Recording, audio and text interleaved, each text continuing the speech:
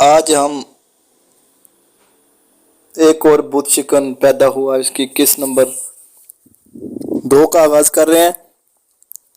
جن بھائیوں نے ہمارے چینل کو سبسکرائب نہیں کیا وہ سبسکرائب کر دیں تاکہ ہر آنے والی قسط آپ کو ٹائم کے اوپر ملتی رہے۔ شروع کرتے ہیں۔ قرار الحکم کی شادی اس لڑکی کے ساتھ کر دی گئی۔ تمہیں حاصل کرنے میں میں نے اپنی آزادی کی قیمت دی ہے۔ پہلے روز الحکم نے اپنی بیوی سے کہا، میں اپنے آپ کو قید میں رکھنے والا آدمی نہیں ہوں۔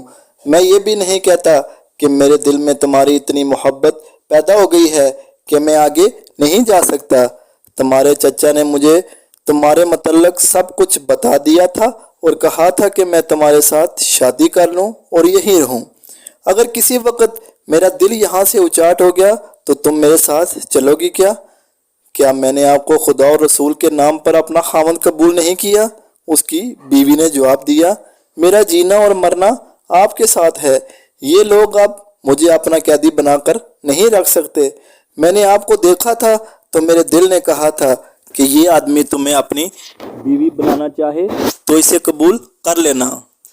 سنا ہے تم کہتی ہو کہ تمہیں جنگل میں ایک سفید ریش نورانی صورت بزرگ ملے تھے جنہوں نے تمہیں کہا تھا کہ تم ایک بچے کو جنم دو گی جو بھٹکے ہوئے کو راستہ دکھائے گا۔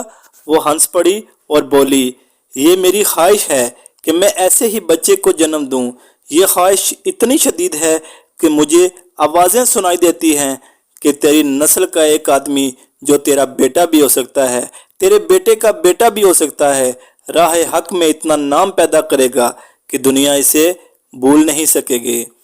تم نہیں جانتی کہ غریبوں کی اولاد باطل شکن نہیں شکم پرور ہوا کرتی ہے۔ الحکم نے کہا، یہی کافی ہے کہ خود حق پر رہو اور باطل کی کشش سے بچو۔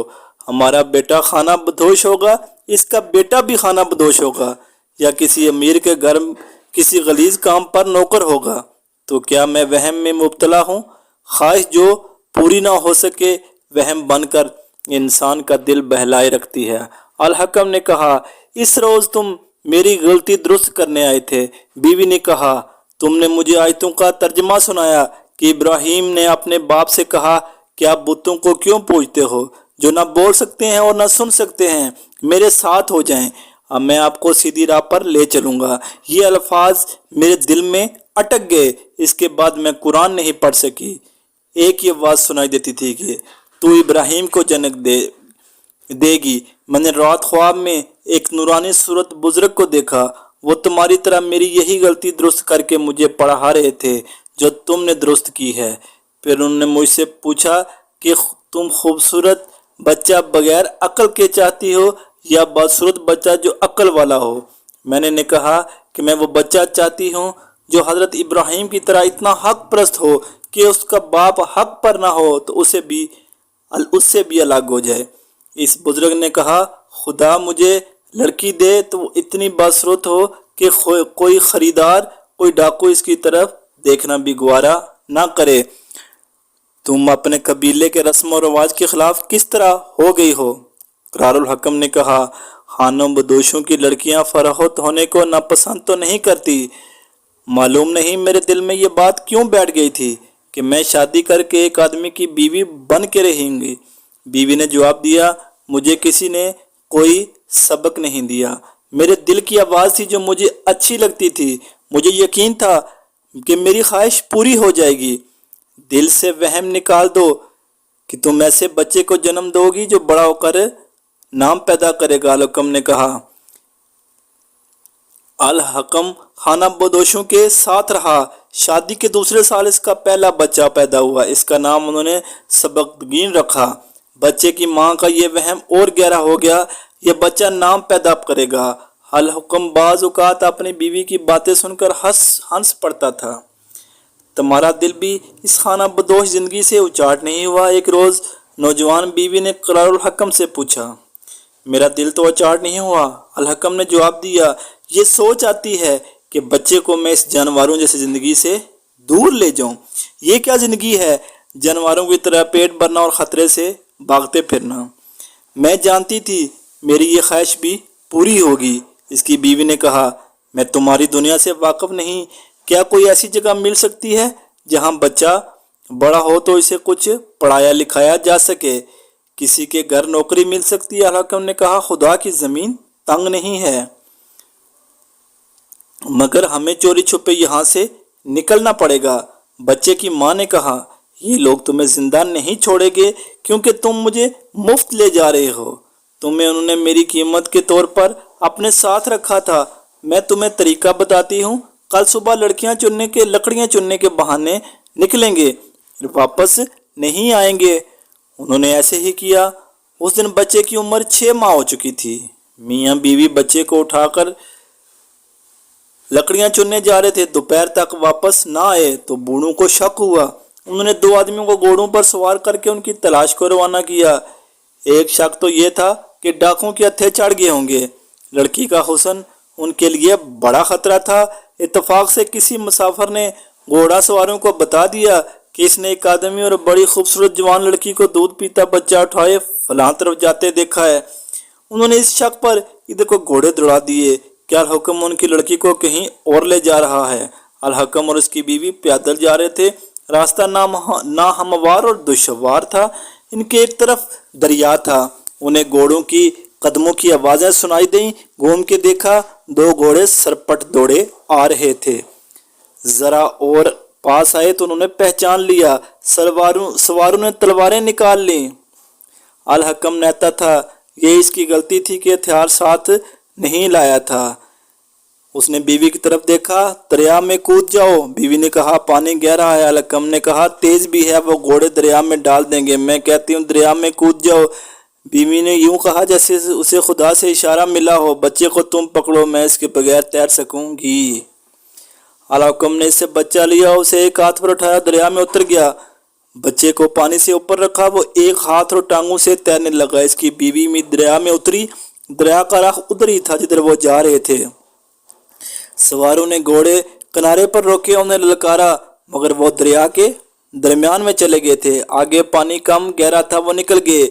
एक शहर में वो दाखिल हुए तो किसी की नजरें उन पर उठती थीं। यह अल-हकम की बीवी की कशिश थी। चूंकि कपड़ों से दोनों गरीब और परदेसी लगते थे, इसलिए लड़की लोगों को और ज्यादा खूबसूरत लगती थी। मुफलस की बेटी को कोड़ियों के दाम खरीदा भी जा सकता है।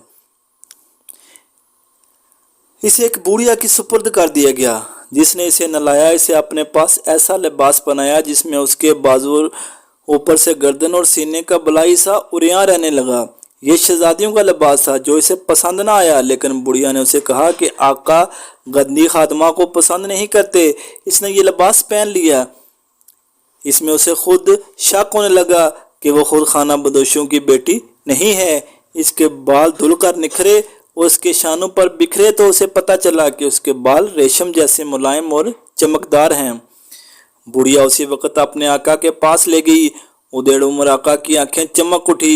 इसके इशारे पर बुढ़िया बाहर निकल गई। आका ने लड़की को करीब बैठने का कहा। लड़की खड़ी रही। वो आका की नीयत को समझ गई। आका ने उठकर उसे बाजू से पकड़ा तो वो बाजू छुड़ाकर परे हट गई। मुझे बताया गया है कि तुम खाना बदोशों की लड़की हो, आका ने कहा। मुझे अपने आप को तुम किसी बादशाह की बेटी समझते हो? मैं तुम पर हुक्म नहीं चला रहा, इनाम दूंगा, शहजादी बनाकर रखूंगा। लड़की दरवाजे पर जा खड़ी हुई। आका के चेहरे पर गुस्सा साफ नजर आ लगा। मैं सोने के दिनार ठुकरा कर आई हूँ, अल-हकम की बीवी ने कहा। अपने आप को नयाम में रखो वरना तीर पार कर दूंगी। हाँ, वो बाहर निकल गई। आका ने गुस्से से गुर्ज कर बुढ़िया को बुलाया। इसके खादम भी भाग आए। हरम की 2 औरतें भी आ गईं। अपने आका का गुस्सा इनके लिए नाकाबिले बर्दाश्त था।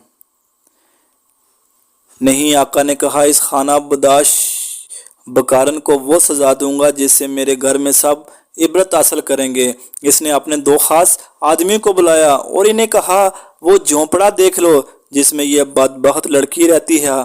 आज रात इसके खावन को कत्ल कर दो और लड़की को मेरे पास ले आओ। इसके बच्चे को तुम जहाँ चाहो भेज देना। हरम की जो 2 औरतें वहाँ मौजूद थी, उन्होंने दूसरी की तरफ देखा। दोनों के हाथों पे शिकन आए। आका गुस्से से फुंकार रहा था।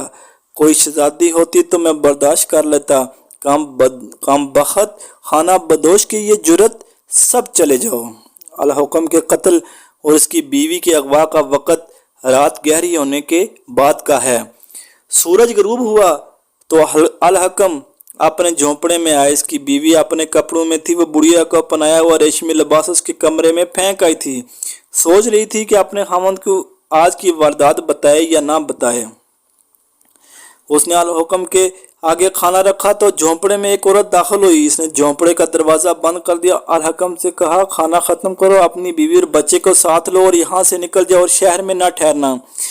یہ عورت ان دو میں سے تھی جو آقا کی گرج سن کر اس کے کمرے میں گئی تھیں۔ یہ آقا کی منظور نظر بھی تھیں۔ انہوں نے الحکم کی بیوی کو جھلک دیکھی اور جب آقا کا یہ حکم سنا کہ الحکم کو قتل اس کی بیوی کو اغوا کر لیا جائے گا تو دونوں نے تنہائی میں میاں بیوی کو بچانے کا فیصلہ کر لیا۔ دونوں کو اپنا اپنا لڑپکن یاد آ گیا۔ انہوں نے شادی کے خواب دیکھے تھے مگر اس شخص کی بے نکاحی بیویاں بنیں، یہاں سے وہ بھاگ بھی نہیں سکتی تھی۔ انہوں نے دیکھا ہے کہ ایک معصوم لڑکی جو ایک دودھ پیتے بچے کی ماں بھی ہے، غریب اور پردیسی بھی ہے، ایک انسان کی ہوس کا شکار ہو رہی ہے۔ وہ خود تو لڑپکن میں معصومیت اور اپنے خوابوں کو نہ بچا سکی تھی، انہوں نے اس لڑکی کو بچانے کا فیصلہ کر لیا۔ یہ فیصلہ تو خدائے ذوالجلال کا تھا کہ اس بچے کی ماں گناہ کے پرستاروں سے محفوظ رہے۔ اس کے لیے خدا نے ان دو عورتوں کو سبب بنایا جو گناہوں میں ڈوب چکی تھی۔ یہ الحکم کی بیوی کے ایمان کا کرشمہ تھا۔